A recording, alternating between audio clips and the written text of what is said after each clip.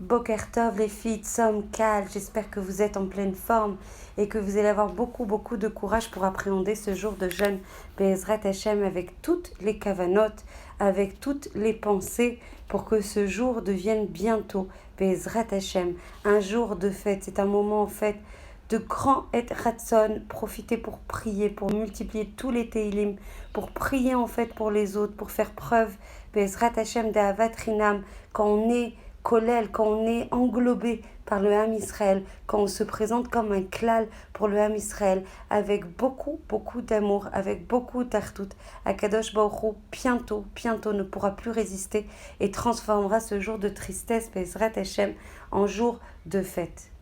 On va parler justement de cette possibilité de transformer ce jour du 17 Tammuz et bientôt ce jour de Tisha B'Av en jour de fête. Et le verset dit dans Echa, comme pour un jour de fête, tu as convoqué mes frayeurs. Et les Chachamim vont dire, il s'agit en fait du 17 Tammuz, et ce verset suggère le fait que l'on n'y prononce pas des supplications parce que ce jour est appelé une fête. Donc très bientôt, Be'ezrat Hashem, le 17 Tammuz et le 9 Av seront des jours de grande joie, de joie ultime, de joie de reconstruction, de joie de dynamique, de joie de positif, des joies en fait de proximité avec Akadosh Baruch Hu. Mais comment on peut désigner aujourd'hui le jour du 17 Tammuz comme le jour du 9 Av, comme qui sont des sinistres jours pendant lesquels nous nous affligeons à même le sol pour Tisha B'Av, sur la destruction des temples, et comment on peut les appeler des jours de fête. Et le Rav Yerucham Lebovitch de Mir va apporter à ce sujet une explication extrêmement brillante, très remarquable. Il va rappeler, il va soutenir que l'objectif des fêtes juives est essentiellement de susciter un rapport de proximité entre Hachem et le Ham Israël, notamment grâce au pèlerinage, aux sacrifices qui y sont approchés. Et du coup, grâce à cette proximité, l'homme va se remémorer, va se souvenir des miracles qu'Akadosh Baruch Hu a fait à nos ancêtres lorsqu'il y a eu ces fêtes respectives. Donc c'est un flux sublime que l'on retrouve en fait à chacune des fêtes. Et la date de 17 Tammuz, la date de Tisha B'Av, c'est aussi destiné à nous rapprocher d'Akadosh Baruch Hu, dans la mesure où le deuil dans le judaïsme ne consiste pas à se réfugier dans quelque chose d'improductif, mais bien à susciter dans notre cœur un élan de tchouva, un élan de retour à Akadosh Baruch Hu. En fait, quand on dit tchouva, c'est tchouva vers Hashem, ça veut dire qu'en fait on revient à notre source originale, à notre source la plus naturelle, à notre flux le plus droit, le plus amitié, le plus authentique. Il en résulte que ces fêtes, les Juifs, autant qu'un jour qui commémore, comme aujourd'hui la commémoration de la destruction du premier temple, ont un but commun, c'est de rapprocher l'homme d'Akadosh Baruch Hu. Donc le jour que l'on vit aujourd'hui, il doit être rempli d'élan, d'influx, de proximité. Il faut réfléchir et prendre sur soi des choses qui vont nous permettre de se rapprocher d'Akadosh Baruch Hu. Pas uniquement rester en fait dans la pensée, pas uniquement rester dans le sentiment. On est dans le Olam Haasiya aujourd'hui, plus que jamais, avec les éléments en fait qui nous entourent, avec les événements qui s'accélèrent, avec tout ce qui se passe au niveau géopolitique. Il n'y a plus qu'à voir au niveau de l'actualité combien les choses en fait sont en train de prendre place. Il faut absolument battre les cartes tant qu'il est encore temps et faire tchouva, et notamment sur les choses qui nous sont difficiles. Et on en parlera Be'ezrat Hashem Davka dans le cours demain, Be'ezrat Hashem, pour celles qui viennent, me confirmer absolument que vous venez, de façon à ce qu'on puisse dimensionner en fait le lieu en bonne et due forme. Ça sera sur les Gilgulim, pas pour étudier les Gilgulim pour comprendre, agir en fonction de ces phénomènes de réincarnation et vivre mieux, vivre plus sereinement, vivre plus joyeusement, vivre en connaissance de cause Be'ezrat Hashem. Donc vraiment, mobilisez-vous et diffusez le maximum cette initiative Be'ezrat Hashem pour qu'on puisse réjouir Akadosh Baruch Hu de cette Torah qu'on multiplie. Donc en fait, même ce jour de commémoration du 17 Tammuz est un jour en fait où on doit remplir cette journée de proximité et d'élan de tchouva vis-à-vis d'Akadosh Baruch Hu. C'est une date aujourd'hui qui est propice à une élévation spirituelle, à une impulsion très très importante. Pourtant, cette explication peut paraître des fois insuffisante. Comment c'est possible quand on a une notion de, qu'on peut avoir une notion de fête et une notion en fait de réjouissance pendant des jours où justement on est une commémoration de quelque chose d'aussi triste. Et toujours selon le Rav Yerucham, il va confirmer que le 17 Tammuz, comme le Tisha B'Av, qui n'est pas un moed, en fait il peut être un moed dans notre façon de le voir uniquement en sa vertu de capacité à rapprocher l'homme d'Akadosh Baruch Hu, précisément au moyen du deuil qui y est observé. C'est incroyable. D'Afka par le deuil, on va susciter cet élan, on va susciter cette chouva, on va susciter cette proximité.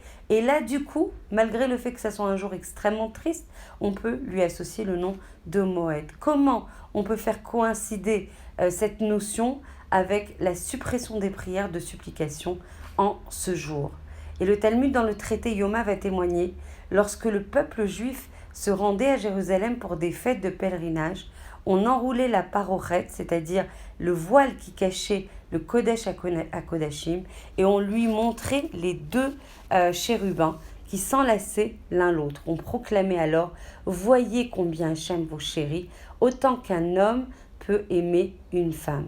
Il est en effet connu que lorsque le peuple juif vivait dans une haute dimension spirituelle et qu'il accomplissait strictement la volonté d'Akadosh Baruch Hu, les chérubins se faisaient face. Et malheureusement, dans les périodes où il y avait de la torpeur, de la descente spirituelle, les visages se détournaient.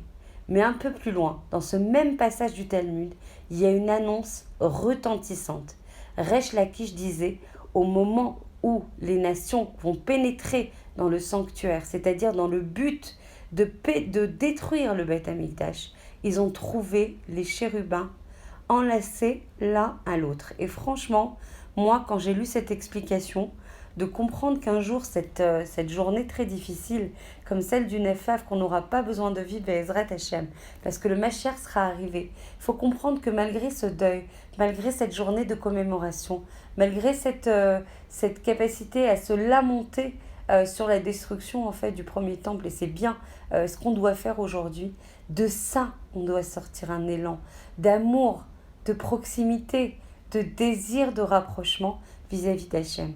Donc même quand les nations sont venues pour détruire les deux temples, eh ben les chérubins se trouvaient face à face. Et ça, pour moi, c'est un signe d'espoir ultime. C'est un signe d'espoir parfait. On ne doit pas se désespérer. Même si on doit se lamenter aujourd'hui, on doit garder vraiment beaucoup d'espoir. Que de toute façon, malgré tout, Hachem nous aime. Malgré cette rupture dans la connexion, en fait, vis-à-vis d'Akadosh Baruch Hu, il faut garder en fait l'espoir, la projection, la dynamique qu'un jour le niveau spirituel sera encore plus idyllique, la proximité sera encore plus belle avec Akadosh Baruch Hu.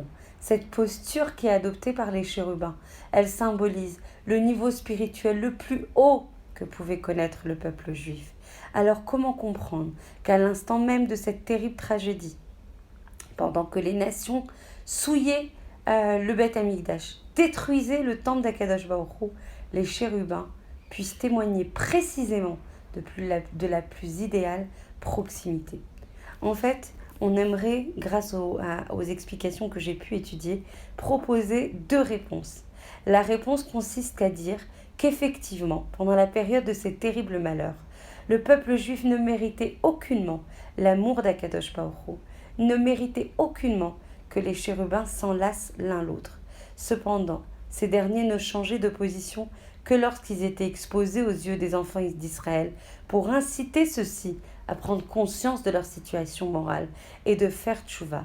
En revanche, aux yeux des nations du monde, Hachem ne manifeste continuellement à son peuple qu'amour et proximité. Vis-à-vis des autres, Hachem ne témoigne qu'amour et proximité, et ce, même dans les moments les plus difficiles, parce que les non-juifs n'ont pas à croire qu'Hachem s'éloigne de nous. Il y a une deuxième explication à ça, plus profonde, grâce à laquelle on peut résoudre le paradoxe où on dit en fait que même Tisha B'Av, Be'ezrat Hashem, sera un jour en fait de Moed. La destruction du temple fut fixée à la date du 9 Av parce que de nombreux siècles auparavant, les enfants d'Israël avaient pleuré et gémi en entendant le funeste rapport rendu par les explorateurs envoyés par Moshe en terre de Canaan. Et ces pleurs ont été qualifiés de pleurs vains, de pleurs gratuits. Est-ce que vraiment on peut considérer que des larmes peuvent être gratuits, peuvent être vains? Pourtant, c'est les plus profonds sentiments de l'homme. Comment on peut dire que c'est quelque chose de gratuit? Il semblerait qu'il s'agisse d'un pleur suscité par une punition que l'homme châtié n'accepte pas docilement. C'est un pleur qui s'apparente en fait à la rébellion plus qu'au regret, qui par conséquent se révèle être totalement stérile. L'amendement de tels pleurs se concrétisera par les larmes que les enfants d'Israël verseront à l'avenir pour les destructions des temples.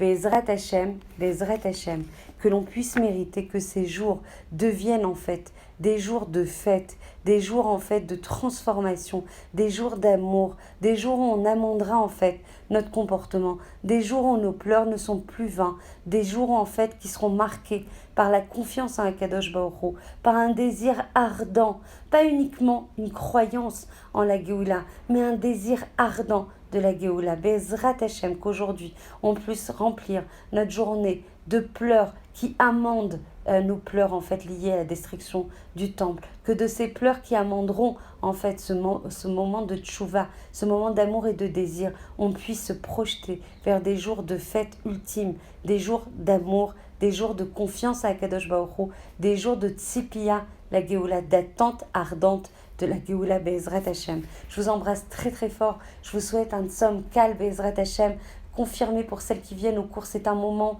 N'oubliez pas, chaque mot de Torah, c'est un malach de protection. Pour vous, pour votre famille et pour tout le Ham Israël. On en a plus que jamais besoin dans ces jours de Ben Hametzarim, Be'ezrat Hashem, que l'on puisse profiter pendant ces 3 semaines d'un élan de tchouva, d'un élan ardent de désir vis-à-vis d'Akadosh Baruch Hu, et que l'on puisse mériter par le biais de ces études que l'on multiplie partout en fait à Jérusalem et partout en Israël, de la protection d'Hachem et qu'Hachem puisse résider en nous et nous protège toujours. Je vous embrasse très très fort.